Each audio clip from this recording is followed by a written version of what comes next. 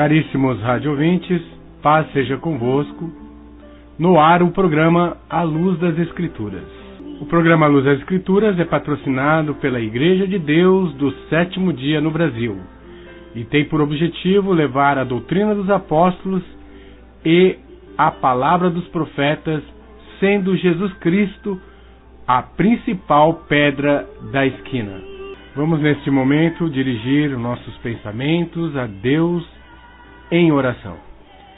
Eterno e querido Pai, no nome santo de Jesus Cristo, Teu Filho, queremos agradecer a oportunidade de estarmos nesta rádio para pregar a Tua palavra, Senhor. Abençoa todos os nossos queridos radiovintes, abençoa-me também, Senhor, para transmitir o recado da Tua palavra, e que a Tua bênção possa estar abrindo o entendimento de todos os ouvintes para a compreensão dos mistérios do Seu Santo Evangelho, Senhor. Nós te agradecemos e te pedimos em nome do Senhor Jesus Cristo. Nós vamos estar entrando no assunto a respeito hoje, se vai haver uma perseguição contra os crentes, o povo de Deus, nos últimos dias. Se é bíblico essa crença de que vai haver uma perseguição para o povo de Deus. Então nós vamos estar lendo a respeito das cartas do Apocalipse e a respeito de outras passagens da Bíblia, para nós vermos se isso vai estar ocorrendo. Vamos neste momento então à pregação da palavra de Deus e vamos à palavra de Deus em Judas, versículo de número 3. Amados, quando eu empregava toda a diligência em escrever-vos acerca da nossa comum salvação, foi que me senti obrigado a corresponder-me convosco, exortando-vos a batalhardes diligentemente pela fé que uma vez por todas foi entregue aos santos. Pois certos indivíduos se introduziram com dissimulação, os quais desde muito foram antecipadamente pronunciados para esta condenação. Homens ímpios, que transformam em libertinagem a graça de nosso Deus e negam o nosso único soberano e ao Senhor Jesus Cristo. Amados irmãos, queridos ouvintes, hoje nos toca dizer da palavra de Deus a respeito da Igreja de Deus vivo, coluna e apoio da verdade. A igreja que foi preservada por 1260 anos no deserto. Esta igreja batalhou pela fé, batalhou pelos ensinamentos apostólicos, conservando estes ensinos apostólicos nos lugares ermos, nos desertos, em lugares distantes, a guarda dos mandamentos de Deus, a fé de Jesus Cristo, a doutrina apostólica, o conhecimento das profecias da Bíblia, foram guardados por esta semente, por este povo, a Igreja do Deus vivo. E ela, guardando esta mensagem, preservando, trouxe essa herança bíblica para ainda os dias de hoje. Sim, meu querido ouvinte, a palavra dos apóstolos que anteviram pelo Espírito de Deus a apostasia que seguiria após a morte deles, Eles falam unanimemente de um poder anticristão que tomaria lugar e que engendraria um plano de dissimulação e de desvio do verdadeiro caminho da sã doutrina. Este poder anticristão, como diz o profeta Daniel, capítulo 7, verso 25, cuidaria de mudar os tempos e a lei. Engendraria um plano de corrupção, um plano de engano, e muitas pessoas seriam enganadas.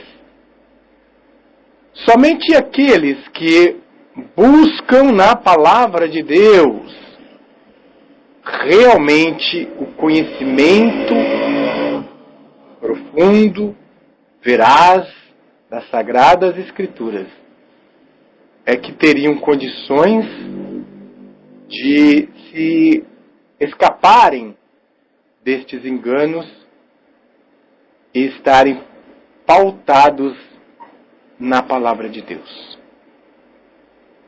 A Igreja de Deus, conforme o Senhor Jesus Cristo mesmo prometeu, ela não seria destruída. Ela seria conservada todos os dias, pois passará os céus e a terra, mas as minhas palavras, disse Jesus, não hão de passar. Crês tu nisto? Se cremos nas palavras do Senhor Jesus Cristo, e Ele prometeu que a sua igreja não seria destruída jamais, e que todos os dias ela levaria e estaria levando a palavra, assim também devemos crer que em todas as eras existiu um povo humilde, zeloso, santo de boas obras, que tem as características da igreja que Cristo estabeleceu, que tem também essa sequência apostólica, desde os dias apostólicos até hoje. Esta igreja, apresentada na Bíblia como uma mulher vestida de sol, tendo a lua debaixo dos seus pés e uma coroa de 12 estrelas. Ela veio a dar luz a um filho varão, que há de reger as nações da terra, a saber, Jesus Cristo Salvador, que como prometido do trono de Davi, será rei e governará 1000 anos sobre a terra, no trono de Davi, estabelecendo um paraíso edênico sobre a terra e a igreja triunfante com ele. A igreja, então, ela vai fugir para o deserto, onde Deus ali preparou lugar para que ela fosse sustentada por 1260 dias proféticos. Estas palavras verdadeiramente se cumpriram na história, quando a morte dos apóstolos, introduziram-se homens treinados e capacitados nos ensinos pagãos, nas filosofias, no gnosticismo pagão, e começaram a introduzir lentamente ensinos que eram contrários à doutrina deixada na Bíblia pelos apóstolos. Entre esses ensinos que logo tiveram lugar após a morte dos apóstolos, foi a observância do primeiro dia da semana, domingo, que era o dia utilizado pelos pagãos em honra ao sol, como dia de guarda ao invés do 7º dia da semana da criação, instituído e ordenado pelo Senhor como dia de guarda. Outro ensino também que se introduziu logo aos primórdios, logo após a morte dos apóstolos, foi a confusão da doutrina politeísta com apelo monoteísta, conhecida por Trindade. O dogma da Trindade começou a evoluir com Tertuliano. Este é o verdadeiro pai da Trindade, no ano 160 da era cristã, quando trouxe para dentro do seio da igreja que estava se apostatando, pois uma parte da igreja, como estava predito pelos apóstolos, entrou em apostasia. Este dogma e o primeiro uso da palavra Trindade. Os apóstolos nunca ouviram essa palavra Trindade, nem ensinaram ela, e nem batizaram nos títulos da Trindade, mas em nome de Jesus Cristo. Tanto o livro de Atos dos Apóstolos, que é um livro que narra os acontecimentos da Igreja Apostólica, todos os batismos ali realizados foram feitos em nome do Senhor Jesus Cristo. O batismo trinitariano vem aparecer data mais tarde, confirmado por todos os anais históricos, enciclopédias históricas, e também pela própria Igreja Romana, que este batismo, nos títulos Pai, Filho e Espírito Santo, veio posteriormente, data mais tarde, após a morte dos apóstolos, a ser fixado na comunidade cristã com o uso de liturgia. Sabe-se, por uma pesquisa mais profunda, que o livro de Mateus, originalmente escrito em hebraico, este livro se extraviou e foi então feito novamente uma cópia montada do livro de Mateus, de porções dele, e no quarto século, a mando de Constantino sendo o verdadeiro patrono e fundador da Igreja Romana, ordena que fosse introduzido o verso espúrio de Mateus 28:19 para defender o dogma da Trindade como forma de haver a união entre a Igreja e o Império Romano. Ali estava Atanásio, bispo de Alexandria. Ele defendendo a Trindade, ele então passa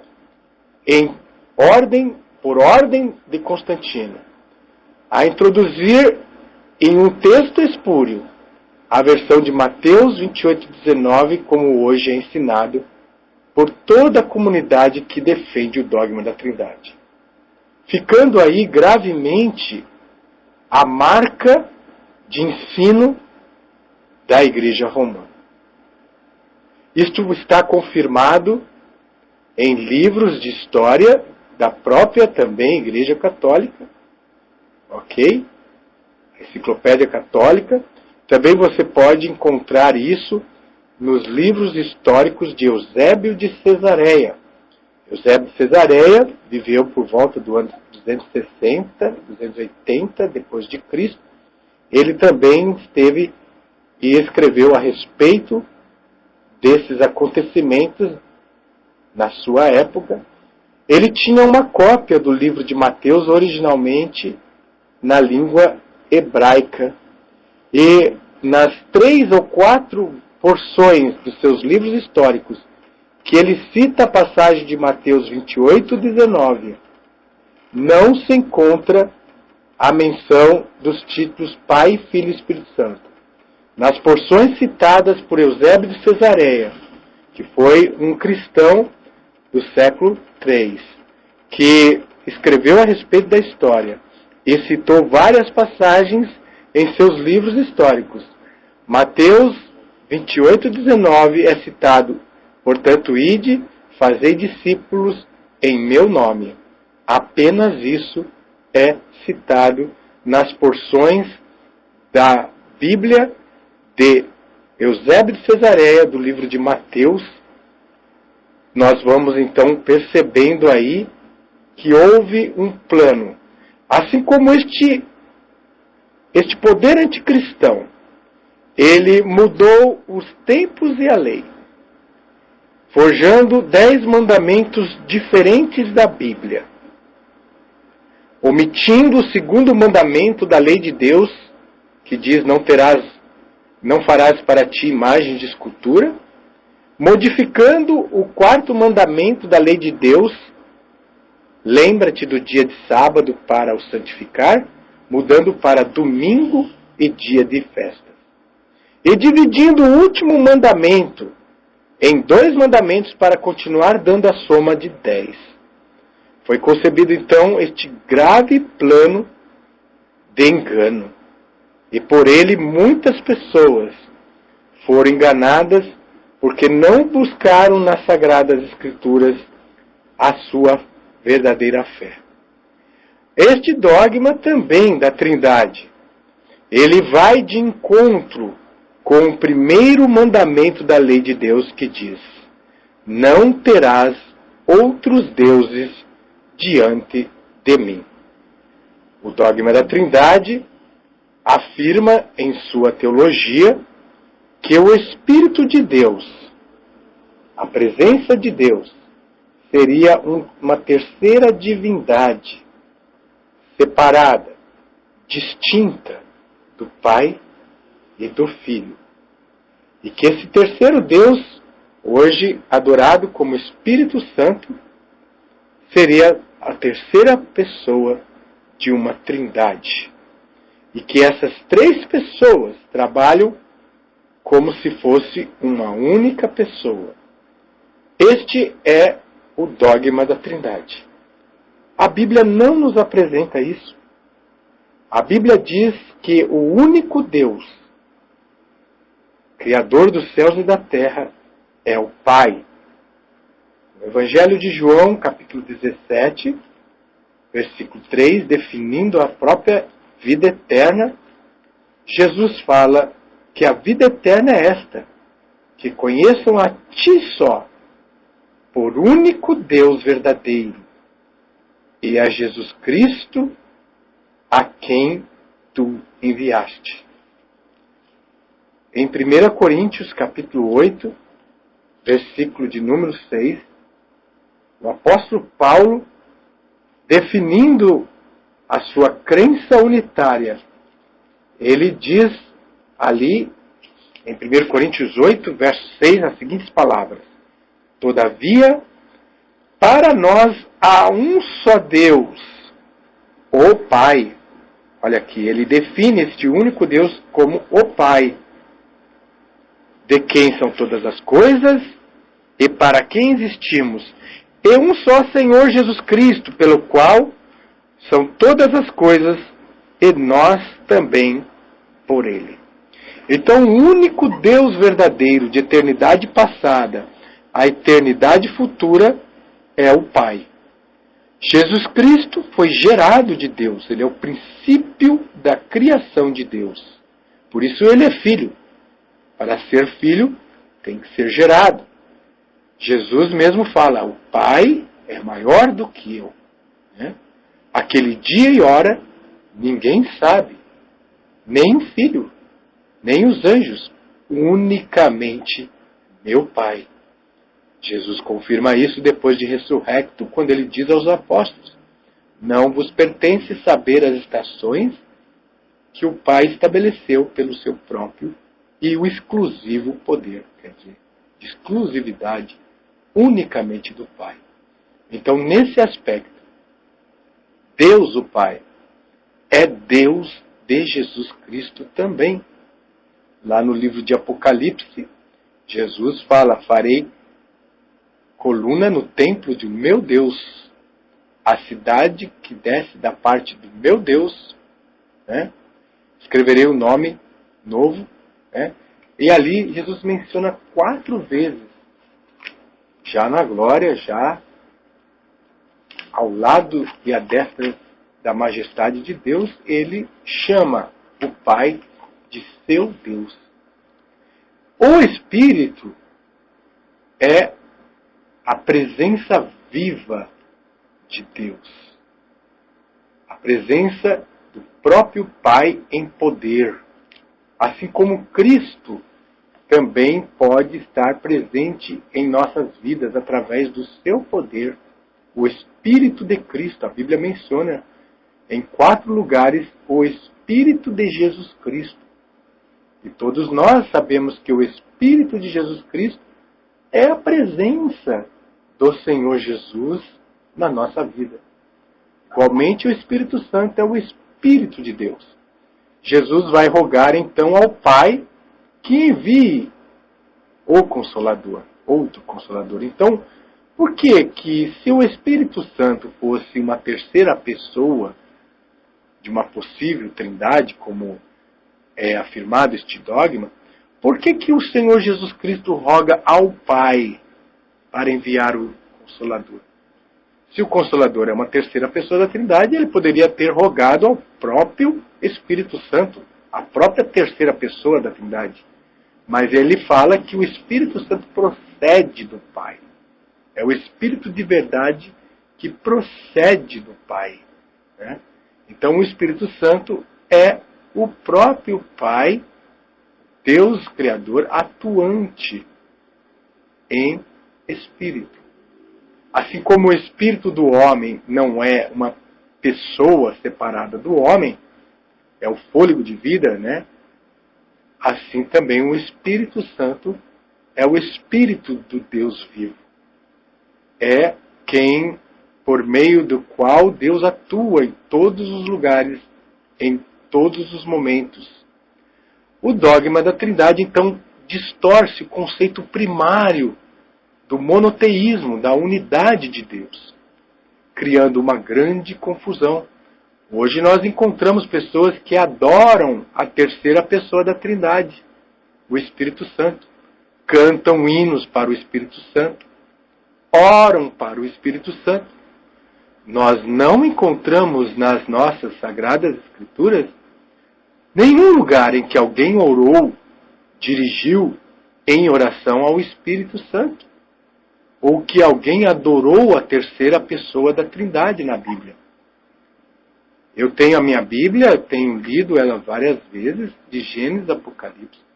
Não encontrei em nenhum lugar das Sagradas Escrituras alguém adorando ou orando ao Espírito Santo. Por quê? Será que nós não encontramos? Porque o Espírito Santo é o próprio Deus e Pai. Então, os apóstolos, os profetas, todos eles dirigiam-se a Deus de Israel, ao Pai, né? Ao Deus Todo-Poderoso. Este Deus Todo-Poderoso, único, Criador dos céus e da terra, ele, no seu primeiro grande mandamento, diz: não terás outros deuses diante de mim. A partir do momento que se desenvolveu esse dogma espúrio da Trindade, criou-se uma terceira divindade separada do Pai, que é adorada na Trindade, criando assim a violação do primeiro mandamento da lei de Deus. Portanto, o dogma e ensino romano da Trindade é um dogma que distorce o conceito primário de adoração a Deus. Daí derivam-se todos os ensinos. Toda a verdade emana do conhecimento da verdade de Deus. Se o conhecimento que uma pessoa tem de Deus é distorcido na sua forma primária, toda demais derivação do seu conhecimento estará distorcida. Porque a vida eterna é esta: reconhecer e conhecer somente um único Deus verdadeiro, o Pai. Jesus veio nos apresentar o Pai. Jesus falou que não falava dele mesmo, mas tudo que o Pai o ordenava, ele assim falava. Que ele veio dar testemunho do Pai e que o Pai dava testemunho dele. E o testemunho de dois é verdadeiro. Quando Jesus fala, eu e o Pai somos um, Jesus não quis dizer que ele tem o mesmo poder do Pai e que ele seria um segundo membro de uma trindade. Porque nessa mesma passagem que Jesus fala, eu e o Pai somos um, ele diz também, Pai, para que aqueles que tu me deste seja um em mim, assim como eu sou um em ti.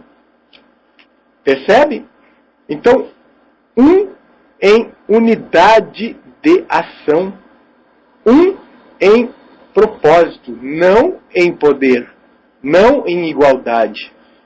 Mesmo porque, se a trindade, o dogma da trindade fosse verdadeiro, neste lugar que Jesus fala em João, ele ia falar assim, eu, o Pai e o Espírito Santo somos um. Já pensou nisso, ouvinte? Mas ele não diz isso. Ele diz, eu e o Pai somos um. Cadê o Espírito Santo? Cadê a terceira pessoa do Espírito Santo? Porque o Espírito Santo é o próprio Pai. Quando Jesus cita a respeito do pecado de blasfêmia contra o Espírito Santo, há 3 menções quando Jesus faz no Evangelho de Marcos, no Evangelho de Mateus e no Evangelho de Lucas. As 3 menções a respeito do pecado contra o Espírito Santo, em nenhuma delas existe menção do Pai. Nenhuma dessas 3 menções sobre a blasfêmia contra o Espírito Santo é mencionado o Pai. Por que será que não é mencionado o Pai? Porque o Espírito Santo é o próprio Pai. O Espírito Santo é o Espírito de Deus. É a presença de Deus. Então não haveria necessidade de Jesus Cristo citar o Pai nas citações que falam sobre a blasfêmia. Mas a mente daquela pessoa que aprendeu assim sobre a Trindade, muitas das vezes ao citar essa passagem sobre a blasfêmia, erroneamente citam da seguinte forma: quem pecar contra o Pai terá perdão. Quem pecar contra o Filho terá perdão. Mas quem blasfemar contra o Espírito não terá perdão. Geralmente é dessa forma quando uma pessoa que foi criada e ensinada sob o dogma romano da Trindade, é dessa forma que ela cita essa passagem quando o faz de mente. Por quê? Porque na sua mente existe 3 divindades. 3 Deus igual, coeternal, num único Deus. Foi ensinado assim desde criança. Então cita errado esse versículo.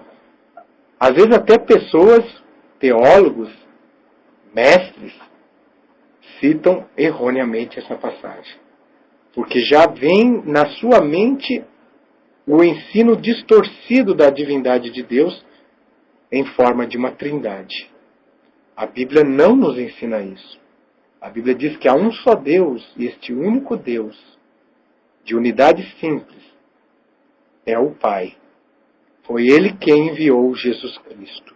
Jesus Cristo é Filho de Deus, enviado de Deus, gerado de Deus. E o Espírito Santo é a presença, o poder de Deus, assim como o Espírito de Cristo. Então o Pai e o Filho comungam de um mesmo Espírito. O Espírito Santo é este poder. Então o que nós vemos aí? Essa distorção sobre a unidade simples de Deus, o monoteísmo e o unitarismo da igreja, já logo com a morte dos apóstolos, foi engendrado um plano do inimigo de atacar o alicerce da crença que leva à vida eterna monoteísta da igreja.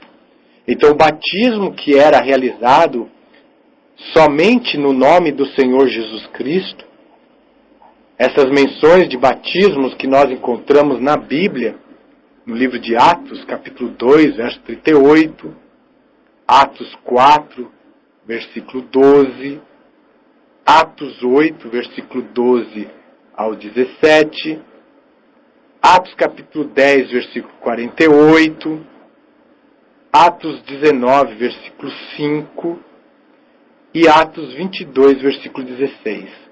Todas essas passagens provam de forma muito clara que o batismo que era realizado na igreja primitiva eram realizados em nome do Senhor Jesus Cristo.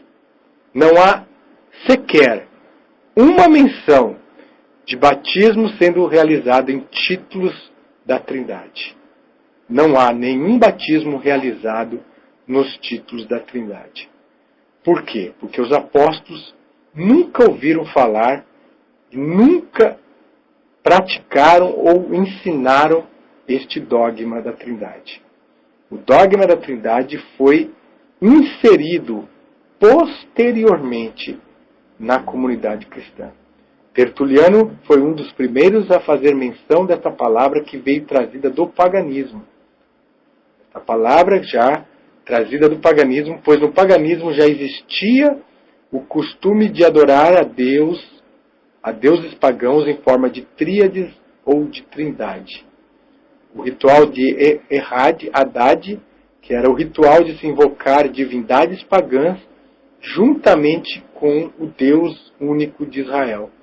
Esses rituais do paganismo vão então assim ser inseridos de forma obscura, de forma lenta, para o seio da igreja. E o caminho da verdade então é blasfemado. A igreja de Deus, coluna e firmeza da verdade, aquela igreja que Cristo estabeleceu, ela então tem por características de ser uma igreja unitária, monoteísta, aceitando Jesus como Filho de Deus, que foi ungido pelo poder de Deus e hoje está à direita de Deus Pai, intercedendo por nós. Há um só mediador entre Deus e os homens, Jesus Cristo, homem. Jesus Cristo, homem, é mediador entre Deus e os homens.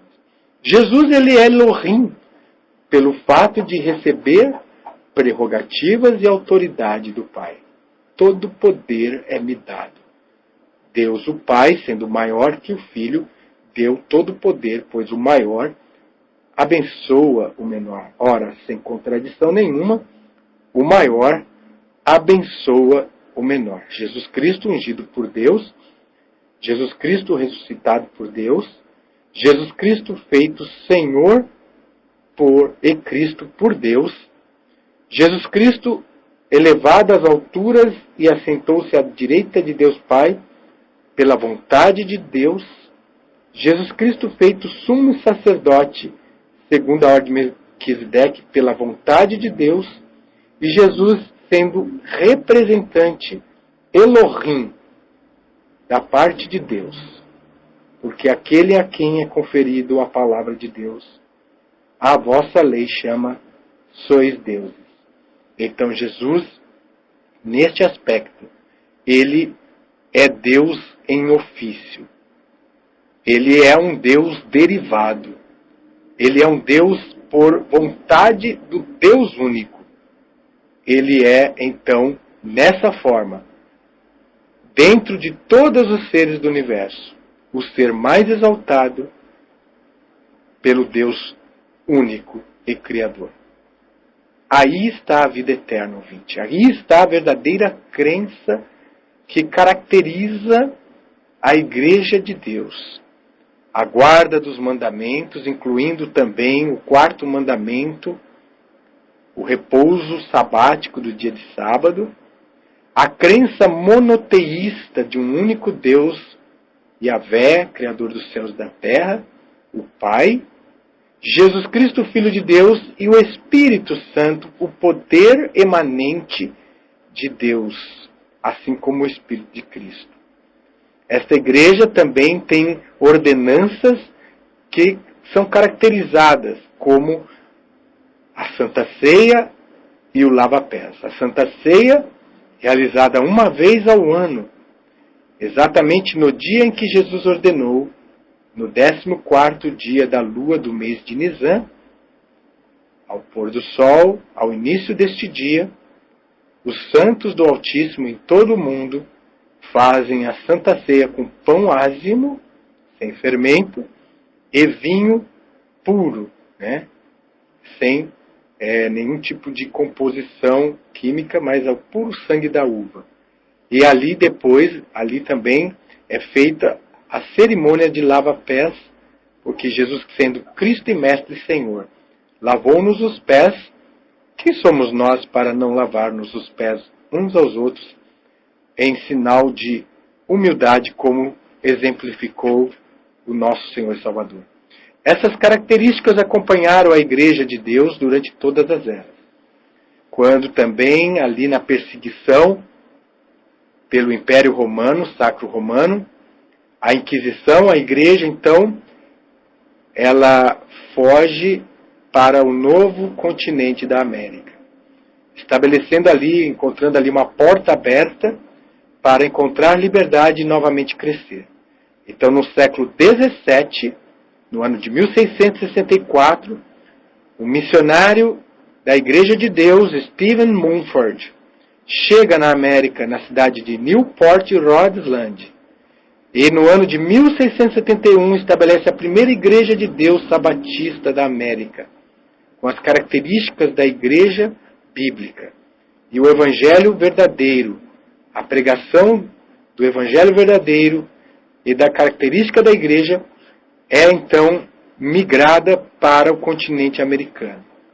E desde lá então a Igreja de Deus espalhou nos países da América o verdadeiro conhecimento da doutrina, a verdadeira marca da Igreja verdadeira, que é a crença monoteísta de um único Deus, o batismo apostólico em nome do Senhor Jesus Cristo, a guarda dos mandamentos, o conhecimento profético da Bíblia, tendo a Bíblia como única e suficiente regra de fé, apenas a Bíblia, e praticando a guarda da Santa Ceia e lava-pés conforme foi ordenado pelo Senhor Jesus, e as doutrinas apostólicas, né? Como o uso do véu nas irmãs no momento de oração para lhe dar autoridade, pois o véu é um sinal de poderio por causa dos anjos, né? A saudação bíblica, né? A prática do ósculo santo, do beijo santo, o beijo do amor, né? Isso é uma característica também que sempre acompanhou a Igreja de Deus, a Igreja verdadeira, ela tem um verdadeiro amor, né? E a prática, inclusive, do ósculo santo. Também a abstinência de animais que são considerados pela palavra de Deus impróprios para alimentação, pois somos o templo do Espírito Santo. E não devemos profanar o nosso templo comendo ou praticando coisas que profanam o templo do Espírito Santo. Então, a Igreja de Deus também é uma igreja que se abstém, né? O ensino verdadeiro da mortalidade da alma, que nós somos mortais. A imortalidade nós só podemos alcançar mediante Jesus Cristo. O homem morre. A morte é um sono inconsciente. Isso é uma doutrina também ensinada pela Igreja de Deus desde os dias apostólicos até hoje. Estas marcas é que caracterizam a Igreja de Deus. Se você deseja conhecer e fazer parte da Igreja de Deus, conforme a Bíblia, que o Deus verdadeiro, Pai de nosso Senhor Jesus Cristo, vos abençoe com suas bênçãos celestiais, é através de Jesus Cristo, nosso Senhor e Salvador. Queridos ouvintes, vou me despedir então neste momento, com a saudação bíblica a todos vocês. Paz seja convosco. Deus vos abençoe. Amém. Amém.